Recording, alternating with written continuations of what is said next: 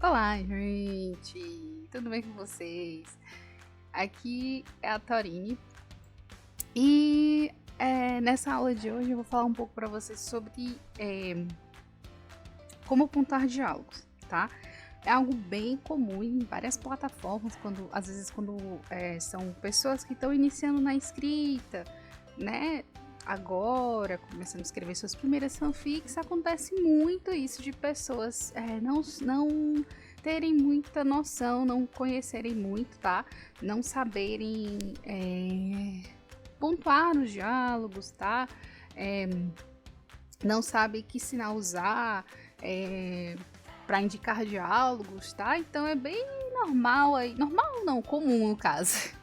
É bem comum, tá? Não é normal, comum. O pessoal se confundir nessa parte, tá? Ter dúvidas a respeito disso. O padrão tipográfico é o uso do travessão para indicar os diálogos, tá? Na literatura estrangeira, por aí, é bem comum eles utilizarem as aspas, tá? Então, na maioria das vezes, alguns livros que eles são traduzidos para cá, português, eles acabam recebendo aí o travessão no lugar das aspas, justamente por ser o nosso padrão, tá?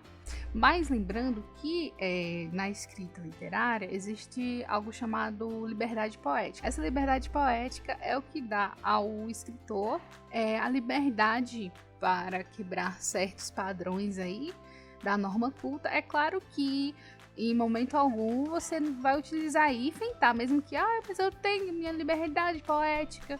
Não, gente, hífen e meia risca, eles não são sinais para indicar diálogo, tá? O hífen, ele é usado para ligar duas palavras, por exemplo, como bem-vindo, meia risca, né? Meia, hífen, risca. Então, ele é usado para ligar duas palavras, tá? Ele não é utilizado para indicar diálogo. Os verbos de elocução, eles são divididos em dois tipos, tá? Nós temos aqui o verbo dicende, que tem tudo que você escreve por aí de história, no caso de fanfic, vai ter o verbo dicende, tá? Durante seus diálogos, mas vai ter o verbo dicende, mas o importante, o crucial é você saber utilizar, tá? Esses verbos dicende, eles são aqueles verbos de elocução que eles indicam qual interlocutor está com a palavra, tá? Ou seja, qual personagem é que está falando naquele momento, certo? Eles são os verbos que explicam um ato oral, certo? Não é uma ação que o personagem correu, pegou alguma coisa, ou correu atrás do gato que estava fugindo. Não. Esses verbos aqui, os dicende, eles explicam um ato oral. Dizer, perguntar, responder, retrucar, continuar, finalizar, concordar, exclamar, tá? Qualquer ato oral, tá? Que é falado, certo? É utilizado o verbo dicende, tá? E também nós temos os verbos sentiende, gente, que o nome já diz tudo, sentiende. Eles são aqueles que exprimem emoções, tá? A emoção do personagem, o seu estado de espírito, reações psicológicas. Aí você pergunta, mas Torine, se o personagem ele berra, não é um ato oral? Gente, reações psicológicas, estados de espírito, emoções, tá? Quando você coloca uma fala, você começa a ler um diálogo e depois você coloca ali, berrou fulano, ou ela berrou, por exemplo. Você nota que isso aí quis exprimir o quê? Quis mostrar o quê? Que fulana de tal, ela está brava, porque ela berrou, tá? Ela berrou porque ela estava com raiva, ela estava nervosa, tá? Gaguejar, quando você gagueja, porque você está gaguejando enquanto você fala algo. Então por que não é verbo dicende também? Porque quando você gagueja, é porque você está nervoso, tenso com alguma coisa, tá? Por exemplo, alguém te pergunta algo e você tenta contar uma mentira e você acaba gaguejando ali. Ou seja, isso denota o quê? Nervosismo, tensão, tá? Então não é verbo dicende, tá? É verbo sentiende, porque esse gaguejar aí vai mostrar que a personagem ela está tensa ali no momento, tá? Ela está escondendo alguma coisa, porque ela está gaguejando demais, tá? Então é isso. Então não se confunda não, pelo amor de Deus. Certo. Agora uma coisa importante. Eu vou dar esse exemplo aqui para vocês sobre... Eu peguei esse exemplo lá de um canal que eu gosto muito, tá bom? Gosto muito desse canal, dessa moça. Eu só fiz mudar os nomes dos personagens, tá, gente? Que ela tinha utilizado lá no exemplo dela. Candy chegou perto de Nanate e disse: eu sei quem é o culpado. Quem? Disse Nanate. Eu estou curiosa para saber. Não posso contar agora. Ah, por favor, ela resmungou. Não vou falar. Ponto. Ela se afastou e deu uma risadinha. Candy, disse Nanate, você é uma chata. Então aqui nós temos um exemplo de pontuação de diálogos, tá?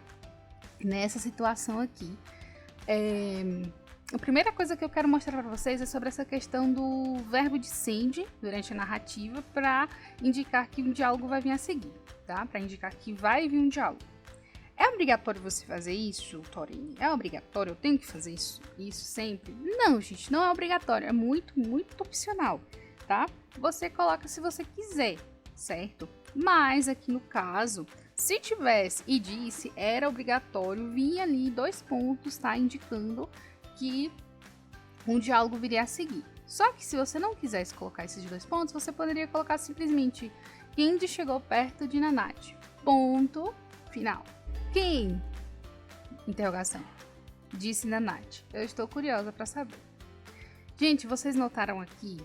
Você pode estar se perguntando, ou muita gente faz isso com frequência.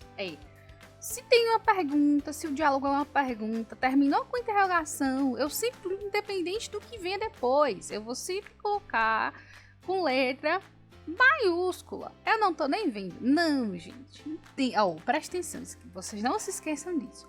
Durante nos diálogos, ok, ponto de interrogação e ponto de exclamação, eles terminam frase, tá? Eles terminam e sempre que vem depois, vem letra maiúscula, tá? É verdade, isso é verdade verdadeira. Porém, na questão dos diálogos, gente, interrogação e exclamação, a única função deles aqui é dar entonação nas falas dos personagens, tá? Assim como as reticências também. As reticências dá aquele sabe, assim, que vai continuar, você, as reticências. Se é verbo de send, verbo sentindo, sempre vai vir começando em letra minúscula, gente, sempre, tá? Sempre comece aí com letra minúscula. Tá ok? Letra minúscula sempre aí quando for caso de verbo de send. E sim, gente, tá? Você vai colocar um verbo de send depois desse diálogo, depois dessa fala da Nanate, você não deve colocar o ponto final depois da fala da Nanate. Você deve colocar o ponto final depois do verbo de send, tá? Ou seja, eu quero um pedaço de bolo, disse Nanate. Ponto. Tá? Aí, se Nanate for falar mais alguma coisa, você coloca outro travessão, tá? Para indicar outro diálogo da Nanate, outra fala da Nanate e continua, tá? Mas tem verbo de send, o ponto nunca deve vir antes, deve vir depois, tá bom? Outra coisa também, que nas falas da Candy, na questão aqui das falas da Candy, em nenhum momento o narrador tá falando disse Candy. Não. Por quê? Porque às vezes não precisa, gente. Você é obrigado você colocar verbo de send em todas as falas dos personagens? Não, gente. Não é obrigatório, tá? Mesmo que a função dele seja isso, indicar qual interlocutor tá com a palavra. Mas não é obrigatório. Por quê? Nós temos aqui 2 personagens conversando entre si. Pelo contexto, você já sabe quem é que tá falando, quem é que tá falando aqui e quem é que tá falando ali, tá? Então, às vezes não precisa você colocar verbo de send quando é diálogo pequeno, tá?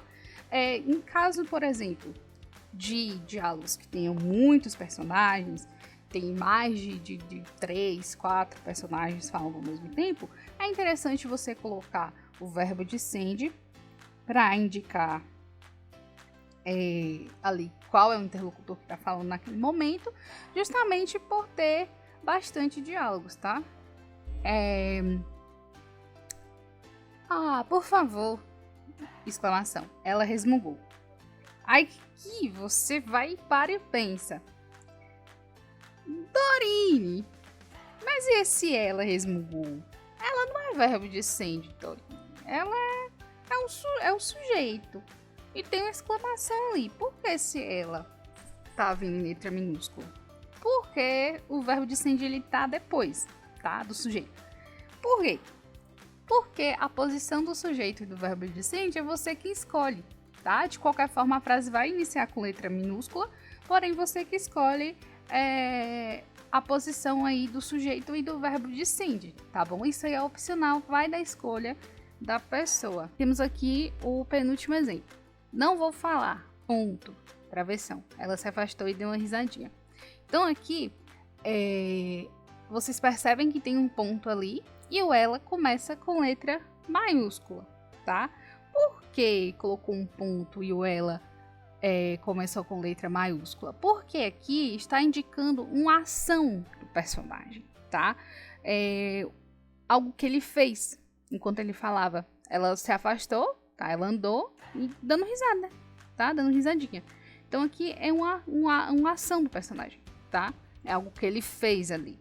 Depois do diálogo, se for escrever alguma coisa descrever alguma coisa que o personagem fez, por exemplo, ele se afastou e deu uma risada, ele saiu correndo, ou ele começou a dançar, por exemplo, alguma coisa do tipo.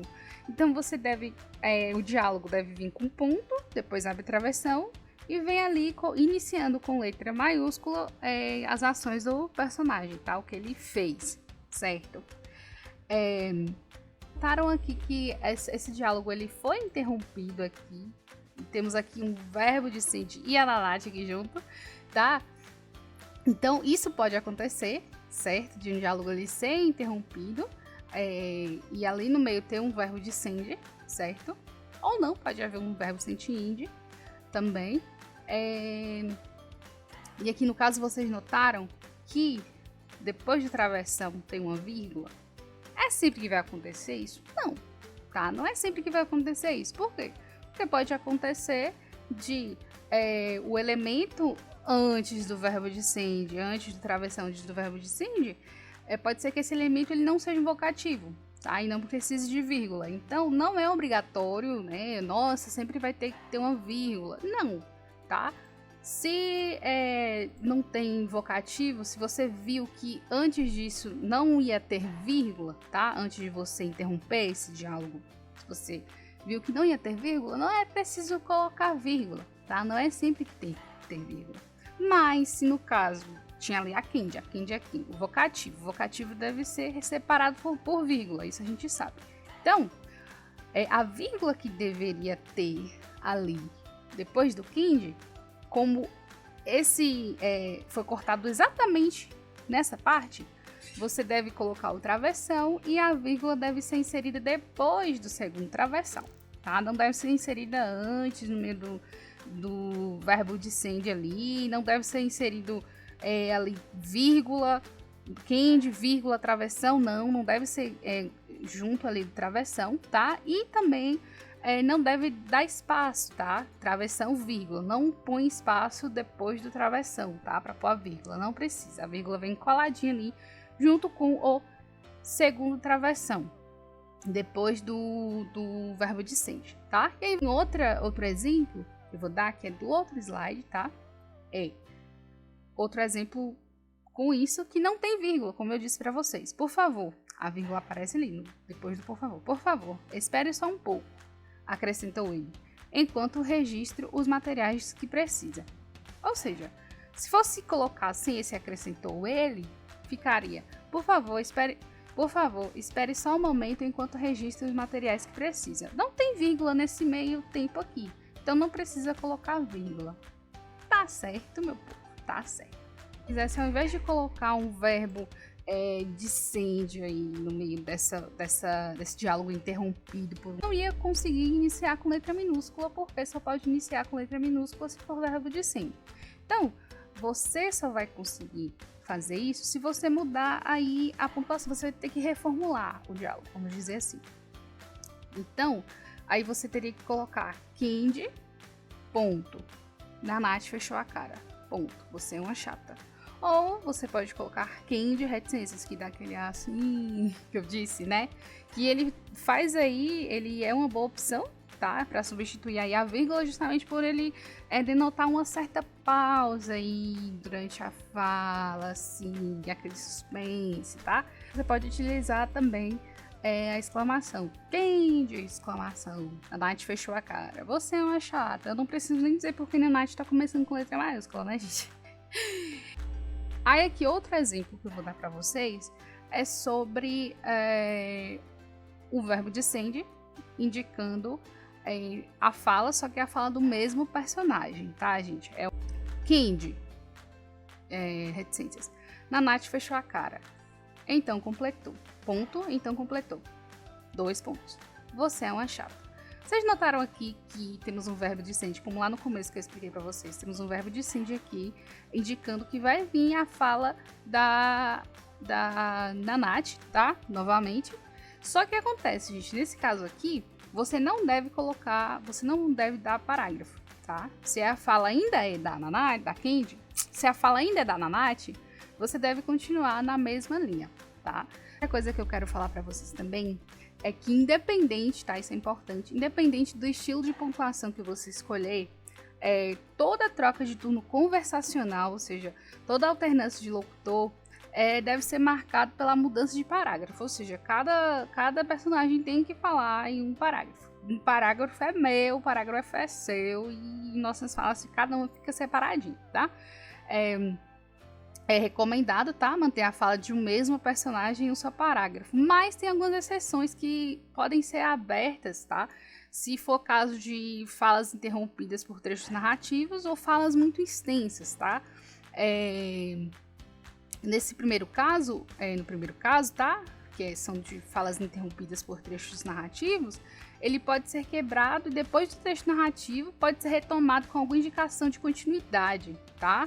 Como continuou, prosseguiu, retomou, tá?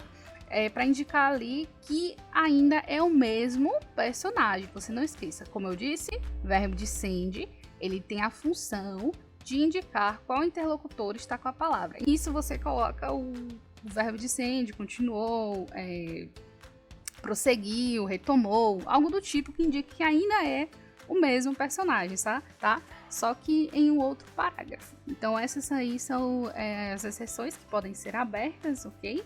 Um resuminho aqui sobre o que a gente aprendeu. Que o sinal que é utilizado, tá?